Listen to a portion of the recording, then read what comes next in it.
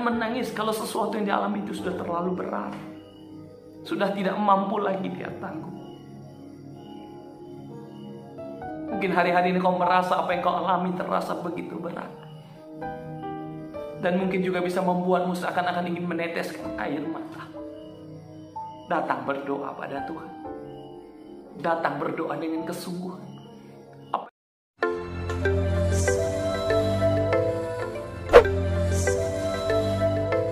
Shalom saudaraku. Wah, tetap dan kembali saya senang saudaraku bertemu dengan setiap kita.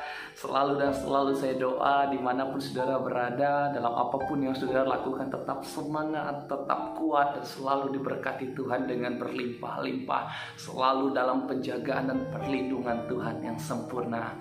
Amin saudaraku. Nah saudaraku, hari ini kembali saya mengajak saudara mengawali hari ini, bahkan terlebih mungkin sebelum kita mengakhiri hari ini dan kita akan beristirahat, saya mengajak saudaraku merenungkan satu bagian firman Tuhan. Dan firman ini kiranya boleh menjadi kebenaran bagi setiap kita yang akan terus kita praktekkan dalam setiap kehidupan kita. Nah sebelumnya mari kita berdoa saudaraku. Terima kasih untuk kesempatan yang indah ini Tuhan, kalau kami boleh akan mendengarkan firman-Mu. Berbicaralah ya Tuhan, biarlah firman ini menguatkan kami, meneguhkan kami kembali, membangkitkan gairah dan semangat kami kembali di dalam mengiring Tuhan. Terima kasih Bapa, berkati ya Bapa, berkati setiap anak-anak-Mu dimanapun kami berada, berkati setiap kami yang mendengar, kami yang melihat video ini, kami semua diberkati Tuhan, dalam nama Yesus. Haleluya, amin.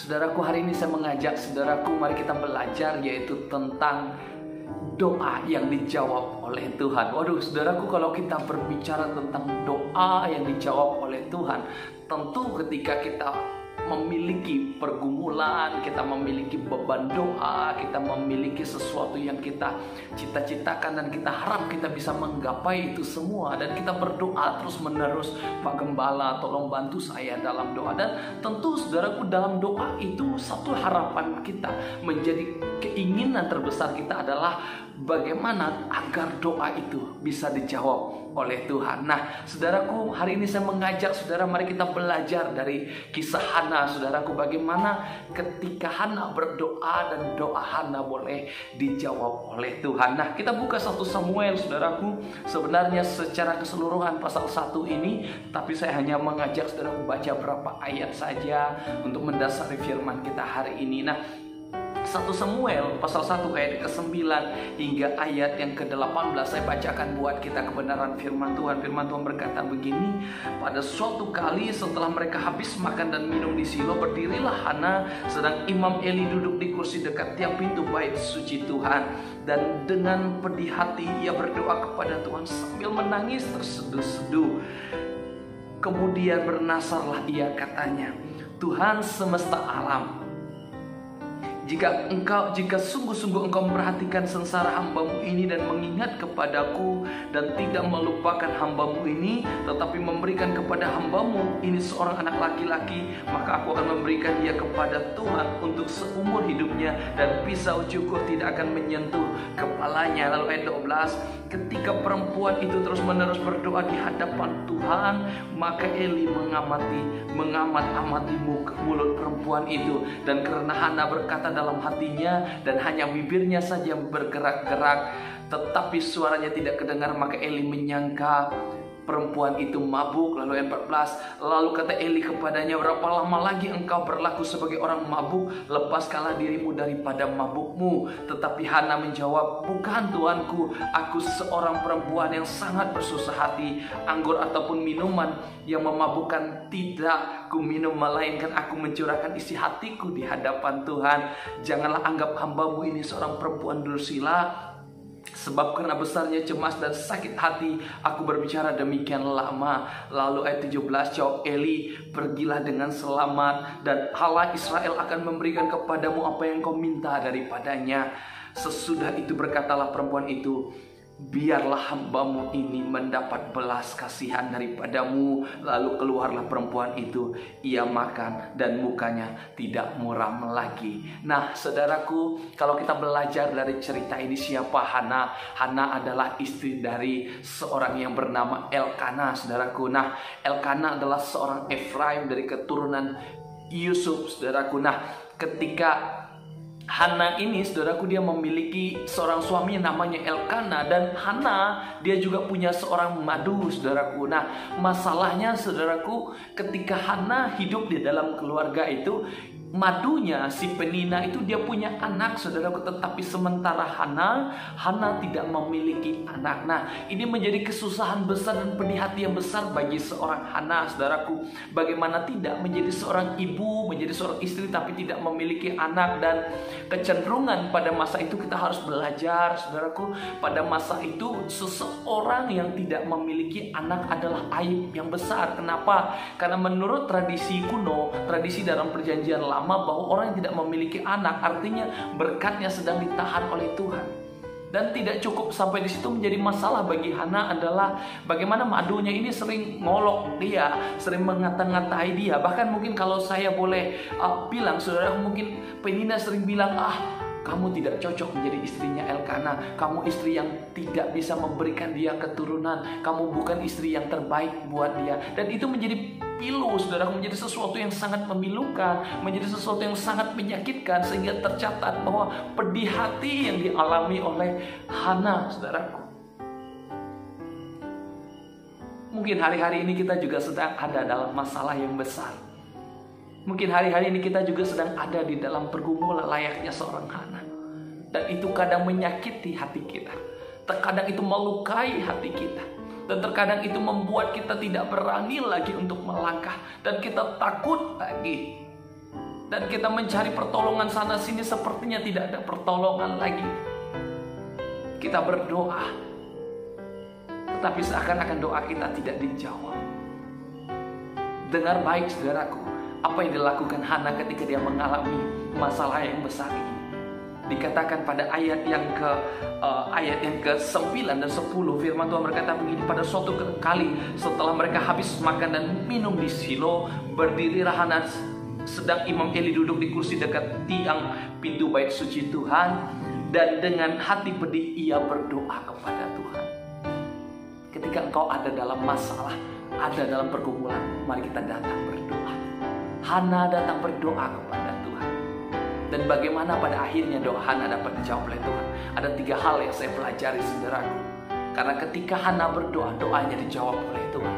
Dan hari ini saya rindu juga setiap kita, dalam apapun yang kita doakan hari-hari ini, dengan apapun yang kita gumulkan hari-hari ini, doa kita boleh dijawab oleh Tuhan. Nah, belajar dari kisah Hana, apa yang Hana lakukan ketika dia berdoa, saudaraku? Yang pertama, Hana berdoa di ayat ke-10.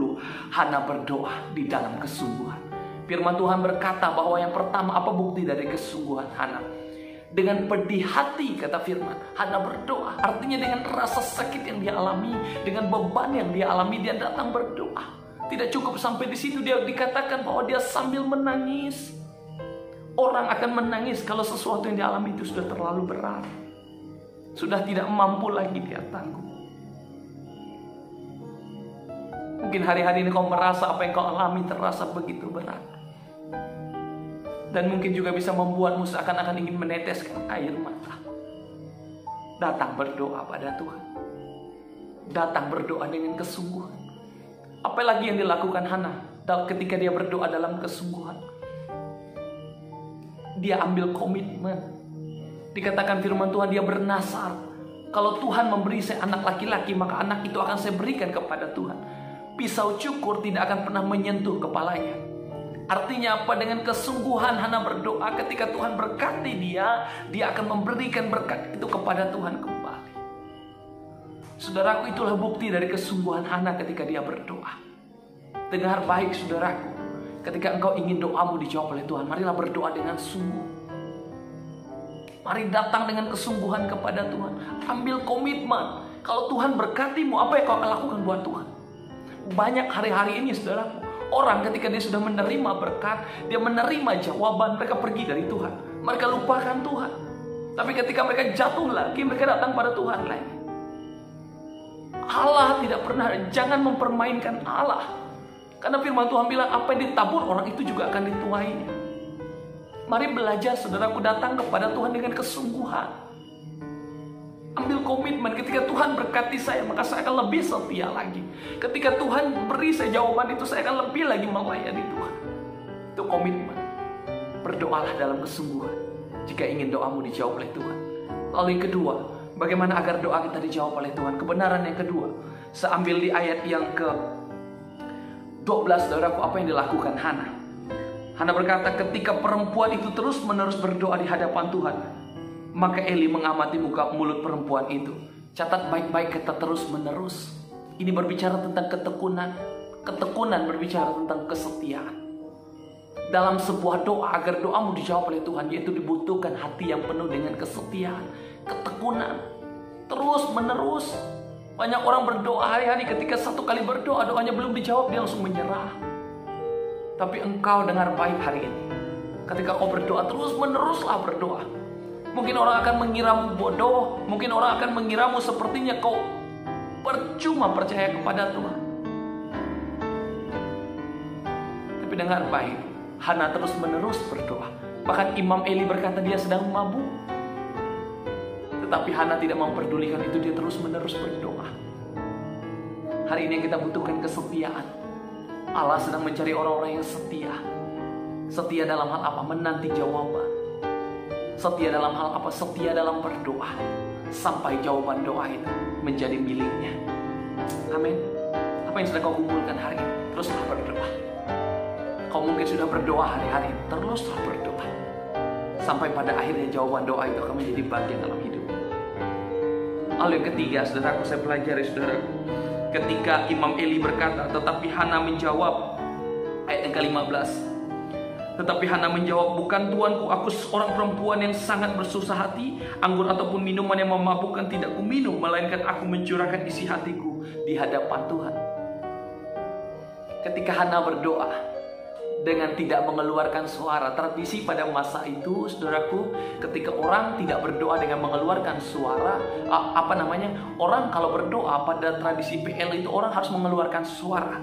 Sehingga ketika Hana berdoa, hanya mulutnya saja yang kami bergerak, saudaraku, sehingga Imam Eli mengatakan bahwa dia sedang mabuk. Tetapi apa yang Hana katakan? Aku bukan perempuan yang dursila, aku bukan perempuan yang sedang mabuk, anggur dan apapun itu tidak kuminum. Saya mau bilang pada saudara hari ini, ketika engkau ingin doamu dijawab oleh Tuhan, kau harus hidup dalam kekudusan. Yang pertama tadi, hiduplah dalam kesungguhan. Lalu yang kedua, hiduplah dalam kesetiaan. Berdoalah dalam kesetiaan. Lalu ketiga, berdoalah dalam kesucian hidup. Syarat mutlak, harga mutlak menjadi orang Kristen adalah hidup dalam kekudusan. Mudah bagi Tuhan menjawab doamu. Mudah bagi Tuhan menjawab, mendengar doamu. Hiduplah dalam kekudusan. Kamu berdoa tapi kamu masih melakukan zina. Kamu berdoa tetapi kamu masih mengandalkan kekuatan lain. Kamu berdoa tapi kamu mulai melarikan dirimu dari pelayanan. Kamu berdoa tetapi ada sesuatu yang lain yang sedang menjadi aibmu yang kamu terus simpan menjadi dosamu. Dengar hari ini, tinggalkan semua itu. Mari kita berdoa. Berdoalah dalam kekudusan. Firman Tuhan berkata, tanpa kekudusan tidak ada seorang pun yang dapat melihat Allah. Berdoalah di dalam kekudusan. Jawaban doa itu akan menjadi bagian dalam hidup. Kesimpulan saya buat setiap kita hari ini, teruslah berdoa dengan kesungguhan, hidup dalam kesetiaan, dan pegang kekudusan. Sehingga jawaban itu, doa akan menjadi bagian dalam hidup. Tuhan memberkati. Mari kita berdoa. Oh, terima kasih ya Tuhan, hari ini kami bersyukur kepadamu kalau kami boleh dengar firman. Tuhan, tolong Hana. Tuhan, jawab doa Hana.